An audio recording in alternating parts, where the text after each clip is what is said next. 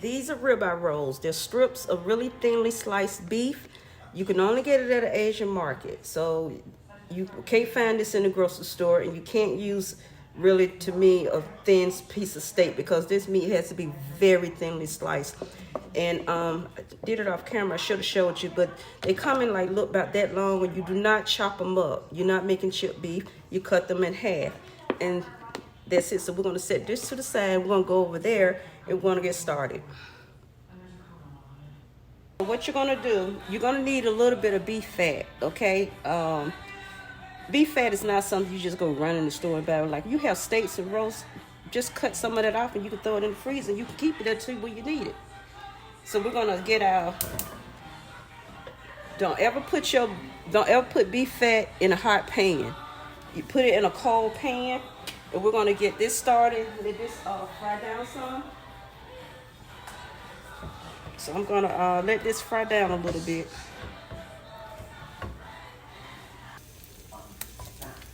And as you can see, it's giving off what I wanted to give off, the flavor inside the oil. Now while that cooks, I'm going to go ahead and get my dashi. It's like a flavored broth, but usually it's made with kelp. It's like some type of seaweed made with different fishes or whatever. I'm using Yanami. I'm using the vegetable one, and I've got 2 cups of water over here, and I'm gonna pour my dashi. It's nothing but a broth. I'm just making a broth, and let that come to a boil, just like making tea. Okay. So while this does that,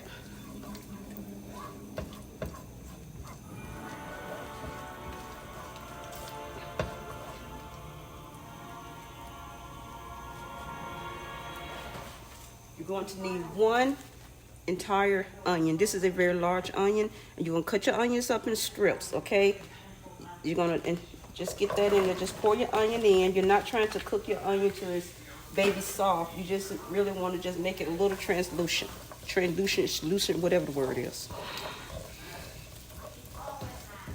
And you don't, and once you get them all coated in your oil, you basically just want to leave them alone, and you don't want to toss them around too much. You want to leave them alone. It only takes a couple of minutes. And I'm going to put in about a tablespoon of ginger. I'm using the ginger in the jar because I don't do well at cutting ginger, not with these hands. Nope, no silly bob. Use a tablespoon of garlic. I don't do well cutting garlic either. So you know your aromas are coming through because they're going to start smelling. That's when you know you're ready for your next step.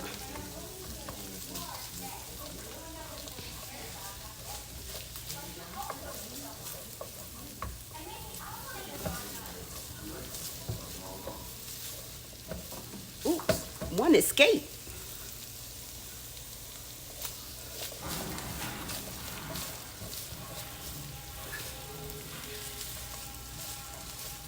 And you can smell that. That smells so good.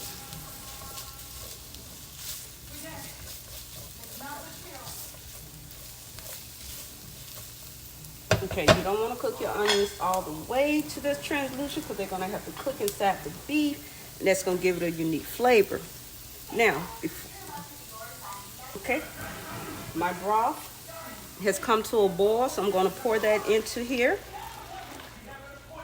Turn the stove off. I'm going to add 1/4 cup of soy sauce. And when making this, you need Japanese soy sauce. Not, you need Japanese soy sauce. Me personally, I wouldn't recommend some crazy soy sauce, but I just like this particular brand. You're going to need 1/4 of that. You're going to... And I'm going to need 1/4 cup of mirin. That's Japanese cooking wine. Not mirin, sake. This is Japanese cooking sake. Pour that in.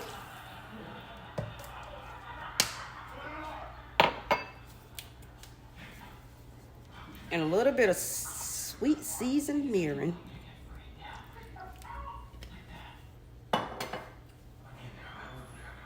some black pepper and salt. This is sea salt, very fine sea salt.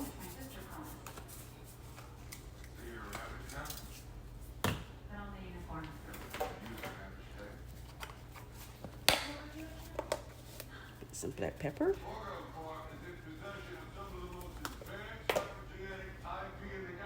Now I'm going to add my beef.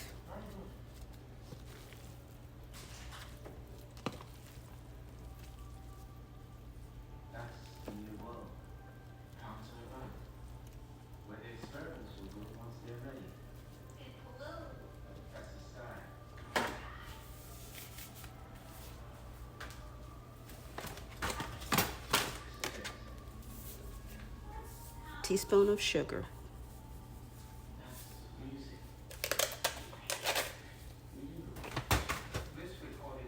Okay, now I'm going to leave this, I'm going to allow this to cook down, and it needs to be covered, okay?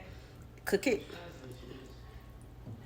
and you cook it slow, you don't cook it fast, you let it simmer, and you leave it alone, okay? Just leave it alone. As soon as I find the top.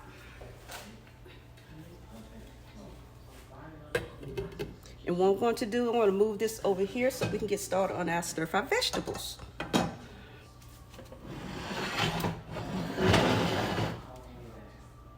Now my stir-fried vegetables, I put some oil in the pan, I have some garlic, and I have some ginger, so I'm going to get that switched around a little bit.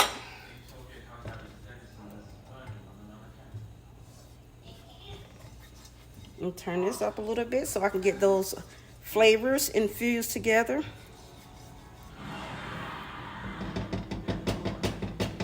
Put that right there.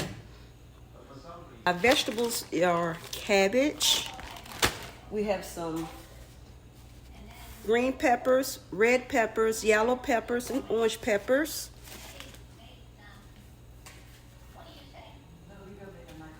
I have some onions, carrot slices, and yellow squash.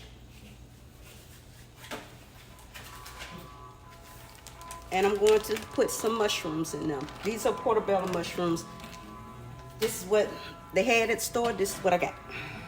I already have my udon noodles already boiled and cooked because they need to be cold. Okay, we have the cabbage in, but I'm going to allow the cabbage to cook down some. Because cabbage is basically nothing but water.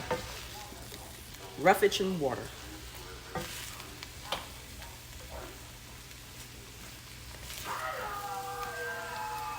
Okay, my cabbage is cooked down good enough because you don't want it soggy. I'm going to add the peppers, little housekeeping. And I'm going to add the rest of the veggies, the squash, the carrots, the onions. Little housekeeping.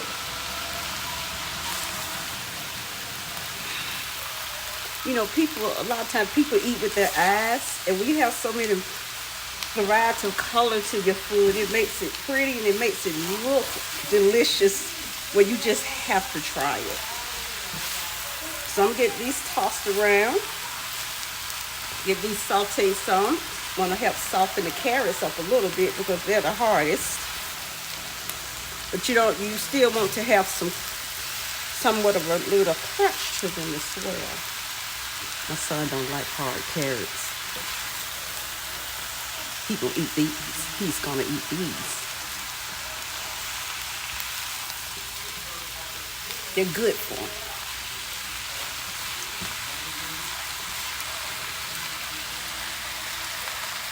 Add our mushrooms. Now your noodles will be the last thing you add. A little housekeeping over there.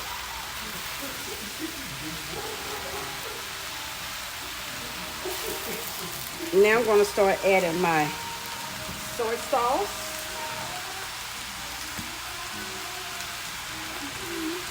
According to your taste.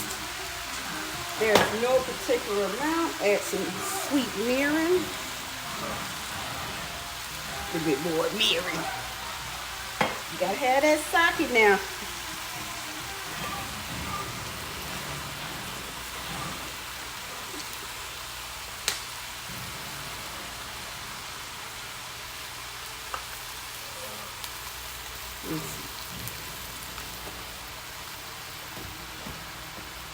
Now, guys, I'm a big fan of my sweet soy sauce. So, that is a must. And no matter what I am cooking for as Asian is concerned, I like to douse some of that, my sweet soy sauce in.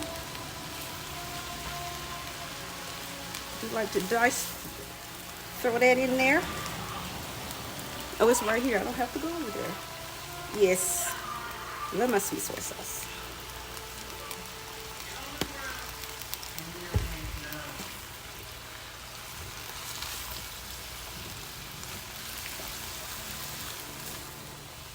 Get this all blended.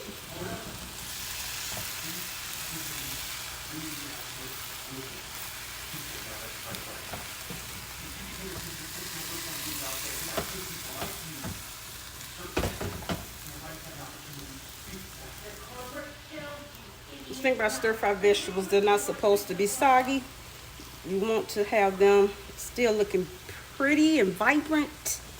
Yum, yum, yum.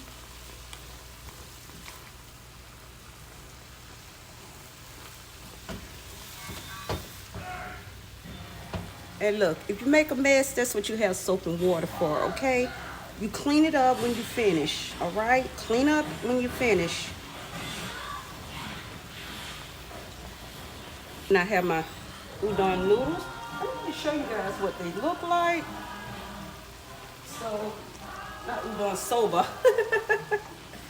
I think about something else. Japanese soba noodle, they, like I said, I don't like bean sprouts. Like I said, they must be cold. Little housekeeping.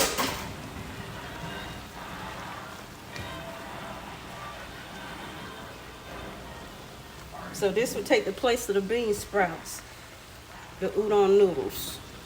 I mean soba. I don't know why I want to call them udon.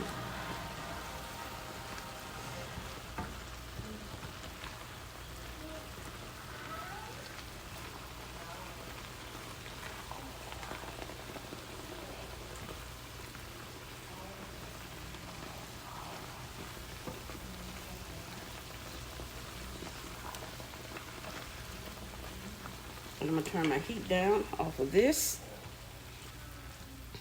because I don't need it to cook anymore. I don't want to cook it anymore. Don't want to cook it no more. Okay? Don't want to cook it anymore.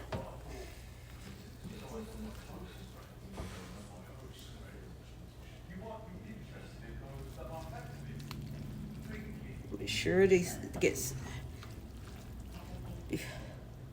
because the pasta is cold, you must make sure it gets incorporated into your veggies.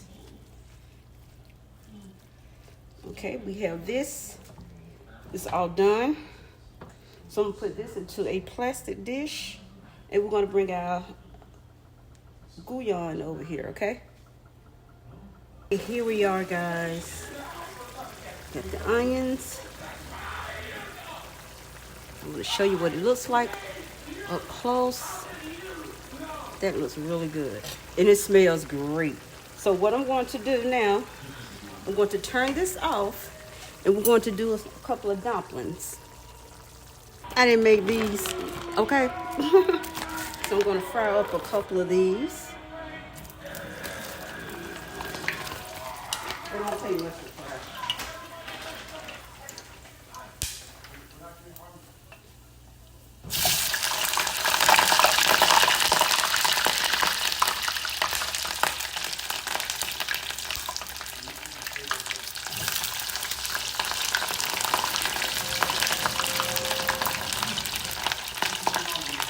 You only have to fry them till they're golden brown. They don't take long to fry, just like frying egg rolls.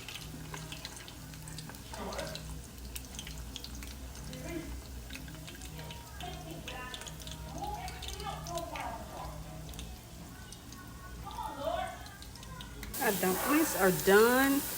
Aren't they pretty? These are the crab ones.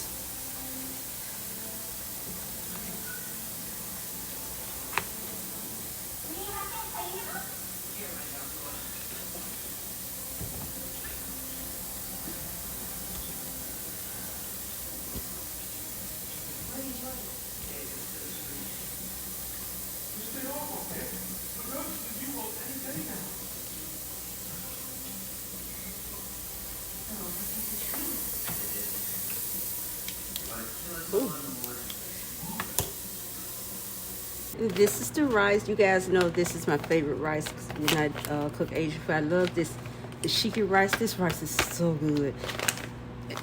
I don't eat sushi, so I don't make sushi, but they say this is the perfect rice for sushi. Okay, here we are. We have our Gyudon. Japanese is a beef rice bowl.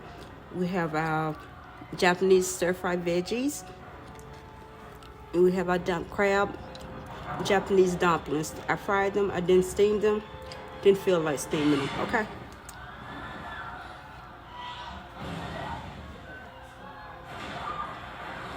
Thank you guys for hanging out with Auntie while she took them to Japan. Okay, just a little snippet of what they can expect in Japan. No, I'm not a trained Japanese cook. I am a home-taught, self-taught cook. Okay. So hope you enjoy these recipes, and I hope you make them for you and your family. You see, it takes about an hour. This video is like 20 minutes long, but the whole dish prep, you know, if you prep your veggies and everything ahead of time, cooking time takes you about an hour, okay? So to the next upload, hugs and kisses to each of you. Love you guys. Bye.